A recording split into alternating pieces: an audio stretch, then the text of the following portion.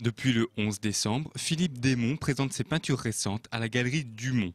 Des œuvres qui, après une période figurative puis cubiste, sont définies par l'artiste comme expressionniste abstrait. Son inspiration, la vie quotidienne. Je reçois, comme tout individu dans cette société, je reçois donc tout un tas de sensations qui sont liées à l'actualité, à la vie familiale, à plein de choses, et je les restitue donc à ma façon sur la peinture, sur la toile, en utilisant des matières pour un peu stigmatiser cette façon un peu que les gens ont d'être enfermés dans une société quand même assez rigide. C'est pour ça qu'il y a une partie minérale dans ma peinture qui est assez présente.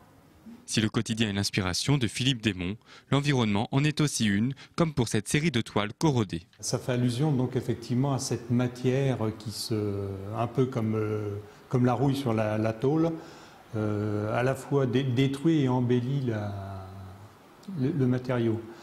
Donc la série des toiles corrodées, je l'ai commencé il y a à peu près 1 an, et le travail là est vraiment un travail très technique.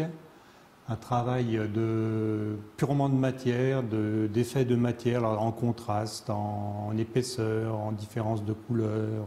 C'est un travail vraiment très pictural. Pour le galliériste qui suit l'artiste depuis plusieurs années, ses peintures sont le fruit d'une évolution de son travail. Moi, je l'ai vu beaucoup moins hermétique qu'il y a 10 ans encore. Je trouve qu'il y a 10 ans, Philippe, j'avais l'impression qu'il était dans une boîte. Et là, j'ai l'impression qu'il est dehors, qu'il est sorti de la boîte. Alors ça, c'est une image que j'ai dans ma tête, hein, mais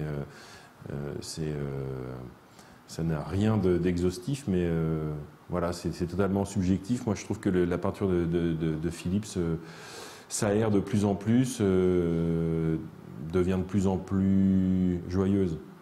Des œuvres qui laissent libre cours à l'imagination des visiteurs.